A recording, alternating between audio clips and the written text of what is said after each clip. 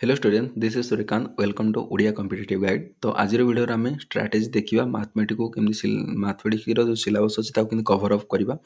तो यही वीडियो रे आम 10टा पॉइंट आलोचना करवा जमी मैथमेटिक्स सिलेबस को गोटे स्मार्ट वे रे सारिबा ना कि बेसी परिश्रम करवा। गोटे वे अच्छी जो वे आम फॉलो कले आम कौन करा ना मैथमेटिक्स को पूरा भल भाव जापर। तो आशा को ये जो सब मुझे लिखी 10टा पॉइंट ये करी से गुड़ा सब प्रोवेन मेथड ये प्रोवेन मेथड ना से गुड़ा आम डेली लाइफ रे ऑलरेडी यूज करूँ। बहुत गुड़े सांगसाथी समस्त एगुड़ा कलेक्शन करी जहाँ भी वीडियो बनाऊँगी पछरे बहुत गुड़े एनालिसिस रोचे रिसर्च रोचे। तो से जिनसटा कहि जो परिश्रम करुँ तार फल बदल तुम वीडियो को लाइक कर चैनल को सब्सक्राइब कर सांग मान सहित शेयर कर जदि तुमको भल लगुच ना शेयर भी करने आवश्यक ना लाइक भी करने आवश्यक ना। आज ना काली तुम जापर परिश्रम केते होते प्रोवेन मेथड सब आसूसी ता सहित आउ गोटे कथा कहि प्रथम जो वीडियो गुड़ाक पड़ा से गुड़ाक सब कॉमन सिलेबस विषय आलोचना कली से गुड़ाक तुमको जानवर अच्छे तुमको मैक्सिमम केतिक सिलेबस तुम अच्छी। तो युवा तुमको जानवर अच्छे तुम टोटाल जदि पहर कंपिटिशन देवार अच्छे तुमको जाना पड़ो समुद्र लेंथ केते। तो तापर जाणी से भितर तुम जब पहरा आरंभ कर जापर तुम कौटू कौ पर्यंत जीव। तो ठीक से भाव में तुमको मु टोटाल कॉमन सिलेबस प्रथम वीडियो गुड़ाक देती। तो बर्तमान एवं प्रत्येक चैप्टर कौन करवा ना स्ट्राटेजी गुड़ा बनवा केमती से सब सिलेबस को आम कवर करवा सब्जेक्ट वाइज। तो ये वीडियो आम मैथमेटिक्स सिलेबस स्ट्राटेजी विषय आम आलोचना करवा। तो आशा करुँची वीडियो को तुम शेष पर्यंत देख आदि किसी भी तुमको लगुच कि सजेसन भी दे पार जदि किसी लगुच चेंज करें हो पार बोली। तो मो हिसाब से अन्य पे मिसेकी से डाटा कलेक्शन कर सारापर 10टा पॉइंट प्रोवेन स्ट्राटेजी बनई मैथमेटिक्स सिलेबस को कवर करने। तो डेरी नक स्टार्ट करवा।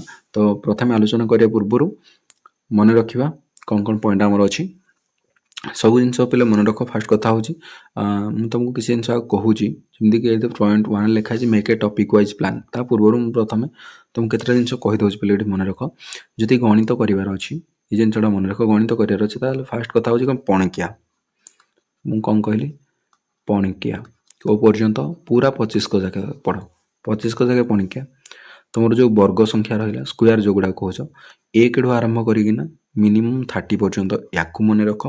जो घन रहा क्यूब नंबर रहा एक आरंभ करना 10 पर्यंत तार भाल्यू गुड़ा सब मन रख।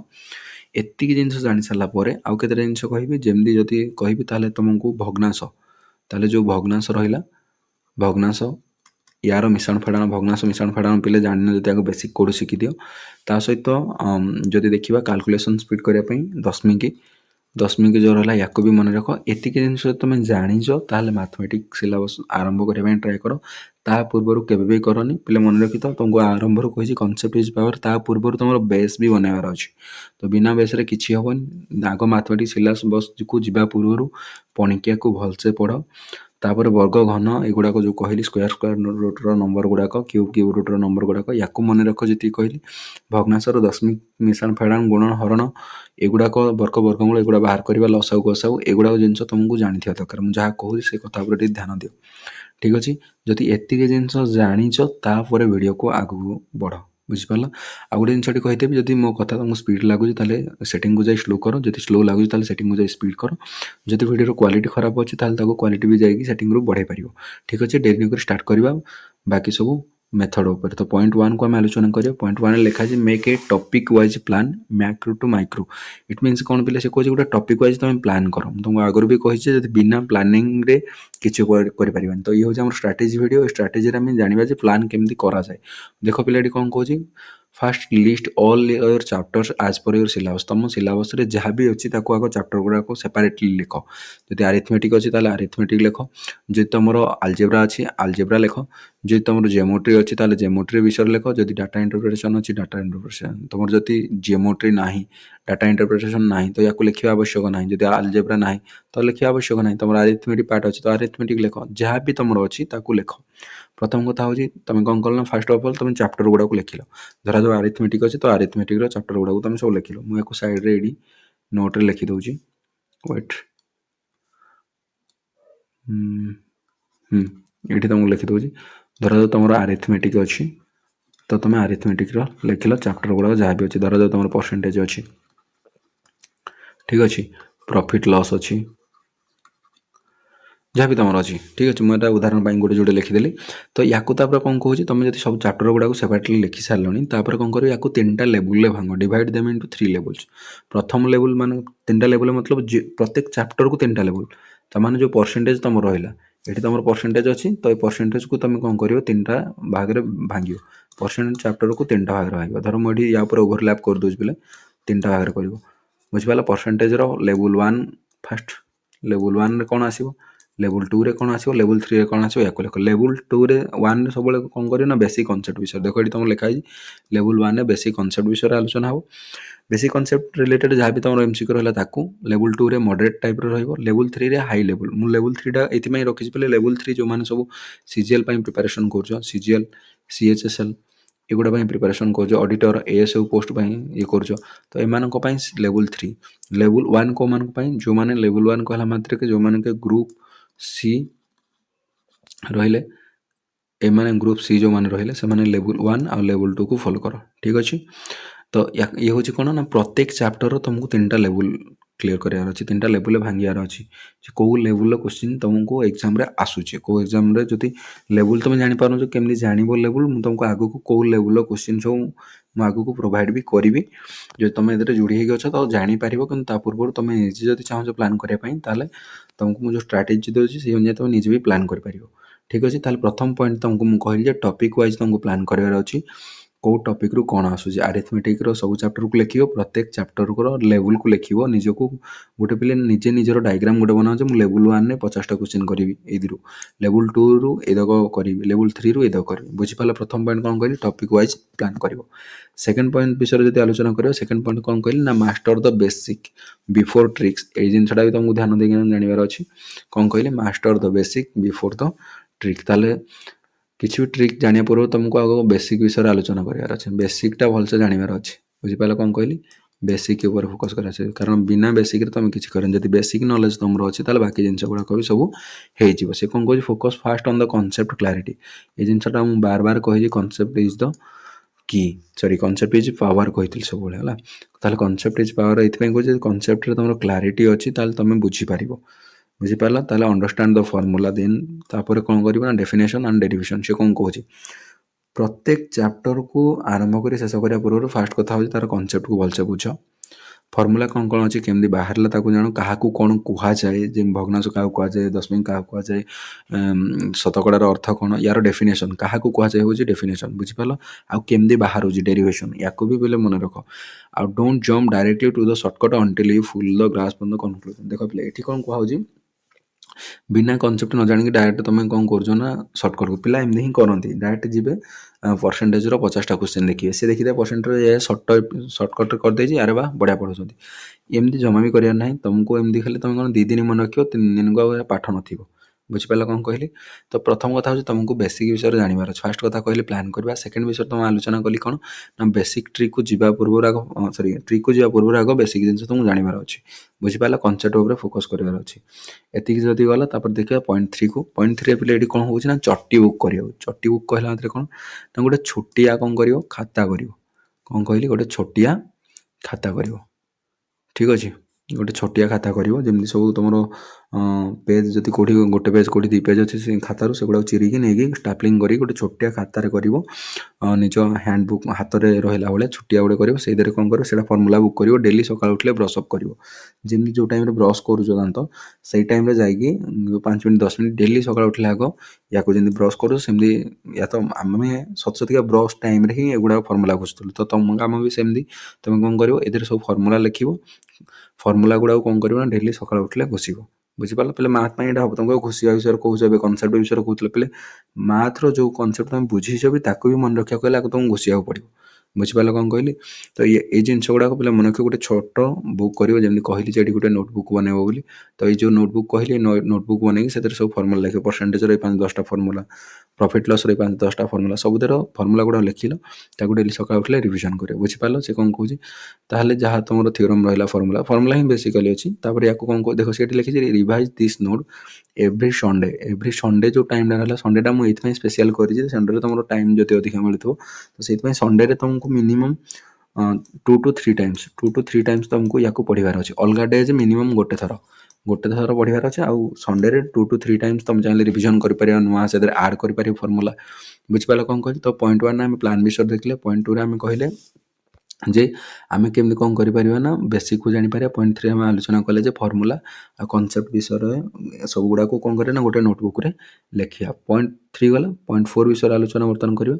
पॉइंट 4 रे से कहूँ 3R रूल गोटे अच्छी बोले 3R रूल से कहूँ कि जिते गोटे चैप्टर तुमर कौन है ना कंप्लीट है गोटे चैप्टर जिते तुमर कंप्लीट होउची तापर संगे संगे 3R रूल। फास्ट कथा होची ये हला प्रथम R read the theory. Theory तुमर कंप्लीट होईची।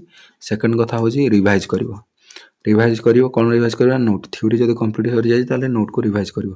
थर्ड पॉइंट पुनी कोन कहूची ना थर्ड पॉइंट होची ना तमे या कोन करिवो री अटेम्प्ट करिवो सिमिलर और न्यू क्वेश्चन को देखो। तुमको बार बार कहि थरे जदि तुमरो कोन हला ना रिवाइज हे गला थ्योरी जदि थरे रिवाइज हे ता पर तुम कोन करिवो ना नोट को बार बार पढ़े। थरे थ्योरी पढ़ो देन रिवाइज बार बार करो तापर अटेम्प्ट करो क्वेश्चन सिमिलर क्वेश्चन कौन अच्छी प्रीवियस ईयर कौन कौन क्वेश्चन अच्छी ताले मिनिमम से कौन कहूँ ना न्यू क्वेश्चन को आफ्टर 2 डेज 2 दिन गला सिमिलर क्वेश्चन पर नुआ नुआ क्वेश्चन को तुम अटेम्प्ट कर। तो तुम कथा ये जिनसा मन रख रीड रिवाइज और री अटेम्प्ट जो जिनसा पे लिखाई या को फोकस कर कौन लिखाई री अटेम्प्ट बार बार लिखाई आग रीड कर आग तापर रिवाइज कर री अटेम्प्ट कर जिनसा मन रख या कहुए 3R रूल।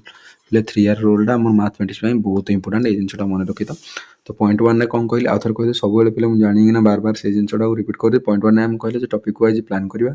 पॉइंट 2 रे आम कहले बेसिक को फोकस करिया। पॉइंट 3 रे कहले फॉर्मूलार गोटे कौन करवा ना छोट खाता बनवा जो आम कौन करिया बार बार डेली ब्रशअप करवा। आ पॉइंट 4 रे कहले 3R रूल विषय। बर्तमान देखिए पॉइंट 5 विषय मुझे तुमको 10टा टिप्स दे पिले भितर। तो ये 10टा प्रूवन मेथड अच्छी तुम जो फॉलो करुच देन ये तुम बहुत बेनिफिशियरी हम। ठीक अच्छे। तो पॉइंट 5 को आलोचना करने पूर्व प्रथम कथा कही वीडियो जब भल लगे तो वीडियो को लाइक कर सांग मान सहित सेयार कर आउ चैनल को सब्सक्राइब कर। पे जिते आम कम बार बार कहे मो कम हो पढ़ेगा तुम कम हो पढ़ा बदल में मत किसी दवा। तो मत तुम कौन दे पार फ्री रे तुम्हें तुम निजे भलसे जानिज किसी कथा नहीं बस मत सपोर्ट दरकार आउ मोटिवेशन दरकार। तो आरंभ करिया पॉइंट 5 को से कहूँ टाइम प्रैक्टिस सेशन अर्थात इट मीन से तुमको कौन करे ना प्रीवियस ईयर क्वेश्चन गुड़ा को गोटे टाइमर लगे ना तुम प्रीवियस ईयर क्वेश्चन पेपर गुड़ा को कौन करना सल्व कर चल बुझिपाल पाखे गोटे टाइमर दो आ सब मुझे कहि जब 60 मिनट तुम गोटे एग्जाम देवाई जाओ ताले टाइमर सब 50 मिनट कि 55 मिनट दियो तापर नेक्स्ट जो दौर से आउ 5 मिनट कमे दियो बुझिपाल कौन कहली धीरे धीरे कमे कमे देले ऑटोमेटिक तुम कौन कर ना आग को तुम टाइमटा सब मैनेज हो पार सब ट्राए कर जी टाइम लिमिट अच्छी ताड़ू कम करने। ठीक अच्छे। आ गए जिन पे मन रख सब आक्यूरेसी मेंटेन कर जब 10टा क्वेश्चन कर ठीक अच्छे 10टा क्वेश्चन ठीक कर कि गोटे भी क्वेश्चन जमी भूल ना हो सहित ट्राए कर के स्पीड तुम कर कारण स्पीड कला मतलब तुम टाइम बचो टाइम बचिले तुम बाकी गुड़ाक एग्जाम भल कर बाकी क्वेश्चन गुड़ा को attempt maximum to maximum question तुम अटेम्प्ट भी करें। ये 5 नंबर पॉइंट जब 6 नंबर पॉइंट विषय आलोचना करवा सी कौन कहूँ वीकली चैप्टर रिविजन टेस्ट। ताले एडी गोटे जिन तुमको कही वीकली कौन कहली ना वीकली तुमको कौन कर ना चैप्टर गुड़ा सब रिविजन करा पड़ो ताल तुम संडे नहीं पार मंडे नहीं पार जार जब भी तुमको लगुच तुम कौन कर ना इस टाइम मत समय मिलूँ से समय तुम कर 2-3टा पुराना चैप्टर को जाकना ओल्ड चैप्टर जहाँ भी रहा रिवाइज कर बार बार मुझे तुमको आगुरी भी कही जो 3R रूल भी तुम 3R रूल भी रिवाइज अच्छी और रिवाइजटा बार बार कर पे देख take a 30 marks mini test this keeps your retention high. देख ये भी कौन कल लिखाई तुम वीकली चैप्टर रिविजन कर सारा पर कौन कर ना गोटे गोटे मिनी टेस्ट दब मिनी टेस्ट कोड दब ना मिनी टेस्ट तुम चाहिए प्रीवियस ईयर क्वेश्चन पेपर जो अच्छी दे पार तुम चाहिए सिमिलर क्वेश्चन पैटर्न जहाँ भी अच्छी किसी दिखाई जब मक टेस्ट भी तुम लगे पार तो गोटे 30 मार्क्स कि 40 मार्क्स कि 20 मार्क्स तुम गोटे दे पार नॉर्मल टेस्ट दे पार जमी यूनिट टेस्ट दिया हुए तुम एकेडमिक क्लासेस गुड़ाक बुझिपाल कौन कहली ताले वीकली तुमको रिविजन गुड़ाक करार अच्छी। 7 नंबर पॉइंट विषय जब आलोचना करें जो तुम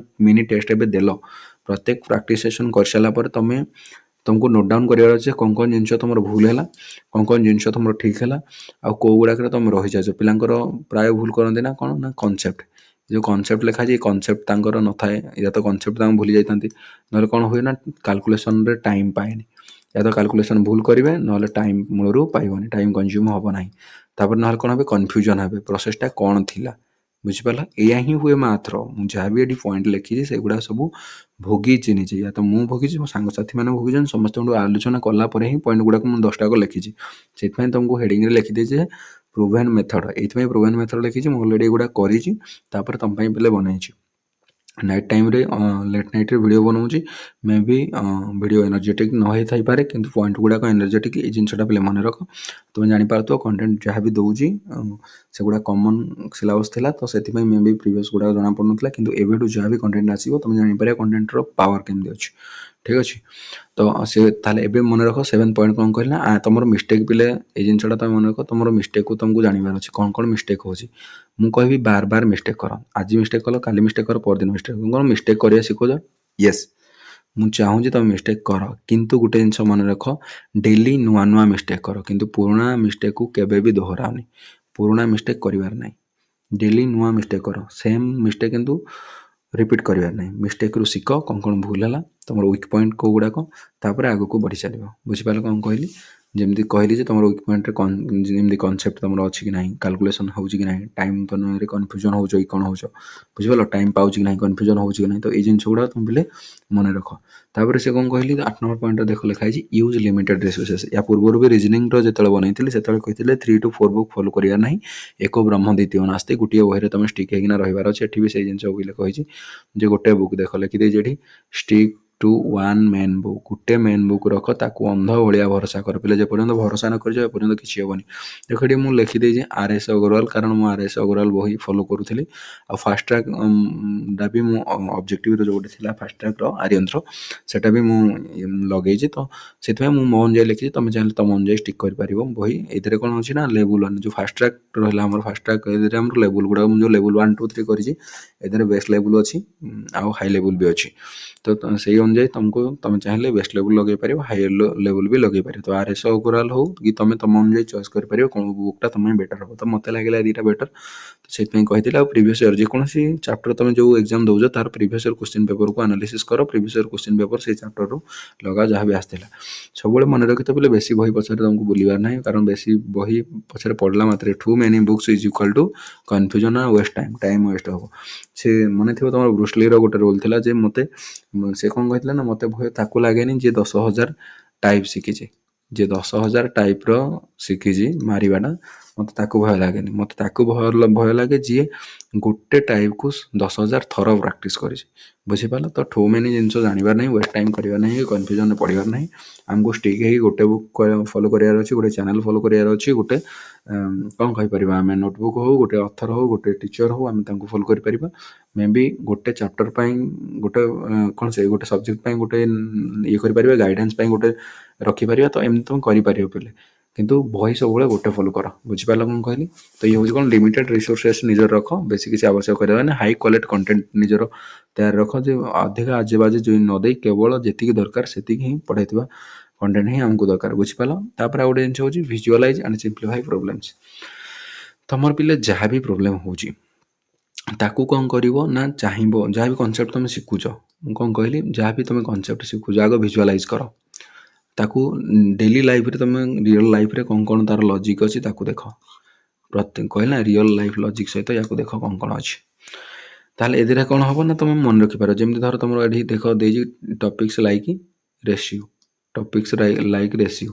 ତାହେଲେ ସେ କହୁଛି ଯେଉଁ ରେସିଓର ଅଛି, ଧର ରେସିଓ ଅନୁପାତ ସମାନୁପାତ କିମ୍ବା ପରସେଣ୍ଟେଜର ଅଛି, ତୁମେ ଜାଣିପାରୁଛ କେଉଁଠି ଗୋଟେ କ'ଣ ଅଛି, ଗୋଟେ ଡ୍ରେସ୍ର ଦାମ୍ ଅଛି, ଧରାଯାଉ 100 ଟଙ୍କା ଅଛି, 100 ଟଙ୍କା ଅଛି, ସେ କହୁଛି ଯେ 10% ଅଫ୍ ଅଛି। ତ 10% ଅଫ୍ ମାନେ କ'ଣ ନା, 100 ଟଙ୍କାରେ 10 ଟଙ୍କା ତୁମର ଛାଡ଼ ଅଛି। ବୁଝିପାରିଲ? ତାହେଲେ ଡ୍ରେସ୍ର ତୁମକୁ 100 ଟଙ୍କାର ଜିନିଷଟା କିଣା ପଡ଼ିଲା 90 ଟଙ୍କା। ଇଏ ହେଉଛି ଡେଲି ଲାଇଫ୍ର ଗଣିତ। ତ ତୁମେ ୟାକୁ ଯଦି ତୁମେ ରିଲେଟ୍ କରିପାରୁଛ ଡେଲି ଲାଇଫ୍ରେ, ତାହେଲେ ଇଏ ତୁମର ବହୁତ ଦିନ ପର୍ଯ୍ୟନ୍ତ, ଲଙ୍ଗ୍ ଟର୍ମ ପର୍ଯ୍ୟନ୍ତ ଇଏ ରିକଲ୍ ହେଇକି ମନେ ରହିବ, ଆଉ ତୁମେ ବୁଝି ବି ପାରିଲ ଜିନିଷଟା କ'ଣ ହେଉଛି। ତ ସେଇଥିପାଇଁ ଏଠି 9 ନମ୍ବର ପଏଣ୍ଟରୁ କୁହାଯାଇଛି ଭିଜୁଆଲାଇଜ୍ କର ଆଉ ସିମ୍ପ୍ଲିଫାଇ କର ପ୍ରୋବ୍ଲେମ୍କୁ। ଦେଖ ତୁମର ଯେମିତି ଟ୍ରେନ୍ ବୁଟ୍ର ଯେଉଁ କ୍ୱେଶ୍ଚିନ୍ ଗୁଡ଼ା ତୁମର ଆସେ, ଟ୍ରେନ୍ ବୁଟ୍ର କ୍ୱେଶ୍ଚିନ୍ ଗୁଡ଼ା ଆସେ, ତ ତୁମେ ଯଦି ଜାଣିଲ ଟ୍ରେନ୍ ଏଇଟା, ମଣିଷଟା ଏତିକି, ତ ୟାକୁ କ୍ରସ୍ କରିବା ମିନ୍ସ ଟ୍ରେନ୍ର ଲେନ୍ଥକୁ କ୍ରସ୍ କରିବ। ବୁଝିପାରିଲ? ତ ୟାକୁ ହେଲେ କ'ଣ, ତୁମକୁ ଆଗ ଫାଷ୍ଟ କଥା ଭିଜୁଆଲାଇଜ୍ କରିବାର ଅଛି।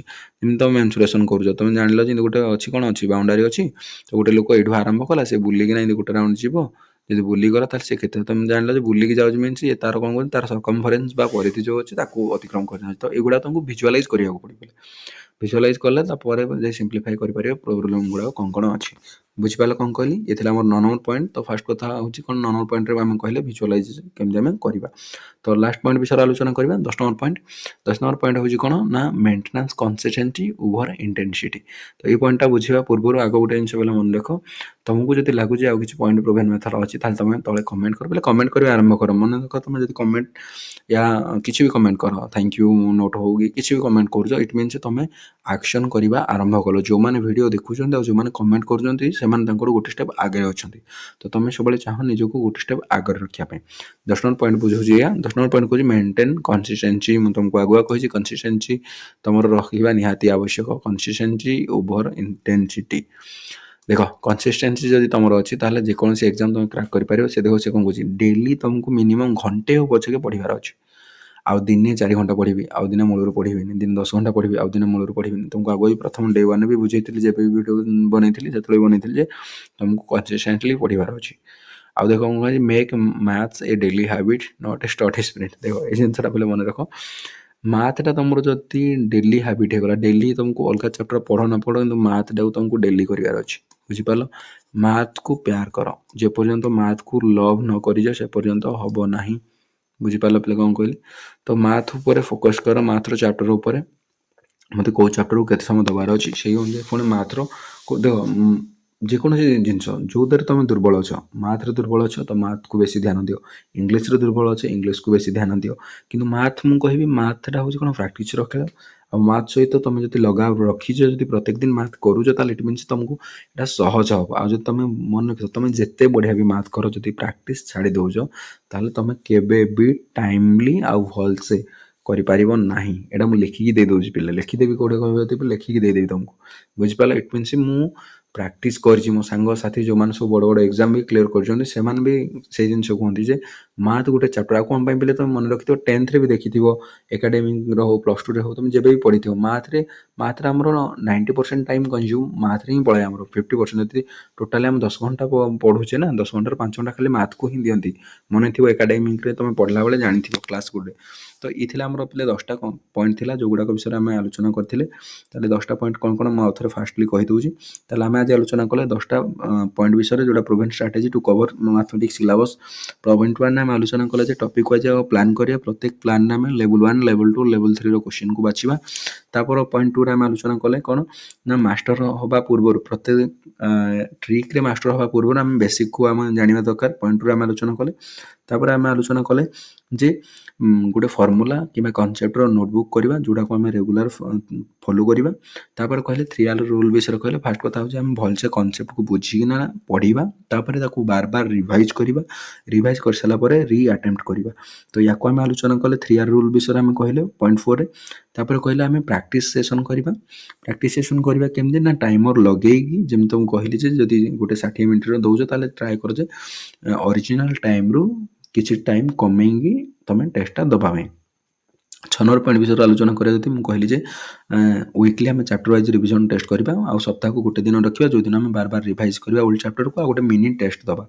କୁଇଜ୍ ହଉ ଟେଷ୍ଟ ହଉ ଆମେ ୟାକୁ ଦେବା। ଏଥିରେ ଆମେ ଜାଣିପାରିବା ଯେ ଆମର 7 ନମ୍ବର ପଏଣ୍ଟରେ ଯେଉଁ ଲେଖା ହେଇଛି analyse your mistake. It means ତୁମେ କ'ଣ କ'ଣ ମିଷ୍ଟେକ୍ କଲ ସେ ମିନି ଟେଷ୍ଟରେ, କେଉଁ ଜିନିଷ ଛାଡ଼ିଦେଲ, କେଉଁ କ୍ୱେଶ୍ଚିନ୍ ଗୁଡ଼ାକ ତୁମେ ପଢ଼ିଥିଲ କିନ୍ତୁ ତାର ଜଷ୍ଟ ଲେବୁଲ୍ ଟିକେ ବଢ଼େଇଥିଲା ଯେ ତୁମେ ଜାଣିପାରିଲନି, ନହେଲେ କେଉଁଥିରେ ଏଥିରେ କ'ଣ ହେବ ନା ପଢ଼ିଥିବା ଚାପ୍ଟର କନସେପ୍ଟରେ ତୁମେ କ'ଣ ଛାଡ଼ିଦେଲ ସେଗୁଡ଼ାକ ଜଣା ପଡ଼ିଯିବ।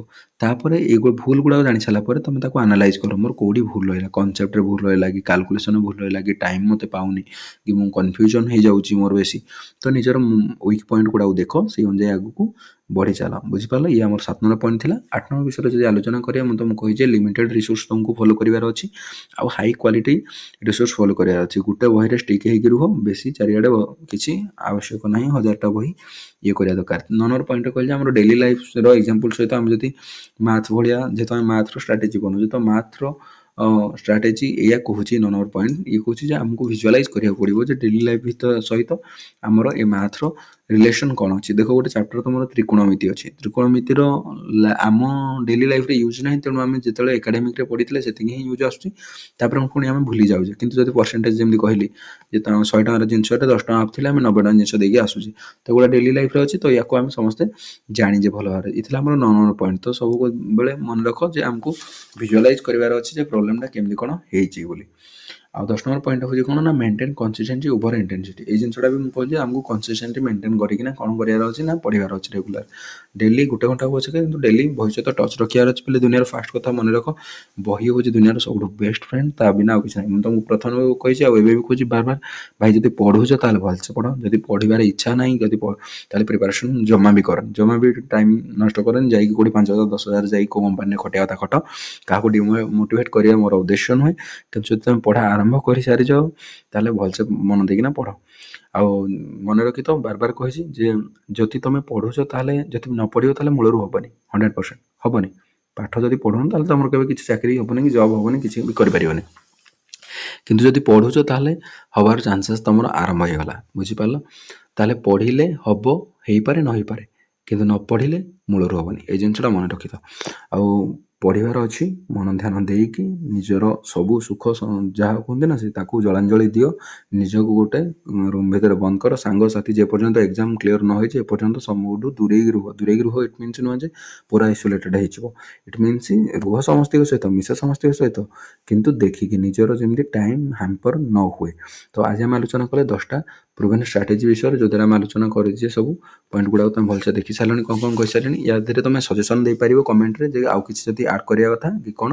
ୟା ପରେ ନେକ୍ସଟ କେଉଁ ଟପିକ୍ ବିଷୟରେ ଆଲୋଚନା କରିବା ସେ ତା ତଳେ କମେଣ୍ଟରେ ତୁମେ ଲେଖ ଯେ ୟା ପରେ କେଉଁ ରିଲେଟେଡ଼ ଆମେ ଭିଡ଼ିଓ ଆଣିବା। ଠିକ୍ ଅଛି, ଆଶା କରୁଛି ତୁମେ ଭିଡ଼ିଓଟା ଦେଖିଥିବ ଶେଷ ପର୍ଯ୍ୟନ୍ତ। ଆଉ ଯଦି ଭିଡ଼ିଓ ଦେଖିଛ ଭଲ ଲାଗିଛି ତାହେଲେ ଭିଡ଼ିଓକୁ ଲାଇକ୍ କର, ସାଙ୍ଗମାନଙ୍କ ସହିତ ସେୟାର କର, ଆଉ ନିଜେ ସବସ୍କ୍ରାଇବ୍ କର, ଅନ୍ୟଙ୍କୁ ବି କରାଅ। Thank you so much. ତ ଲାଷ୍ଟଲି ତୁମେ ଦେଖିପାରୁଥିବ Odia competitive guide be the best and best of luck. Thank you. ଜୟ ଜଗନ୍ନାଥ।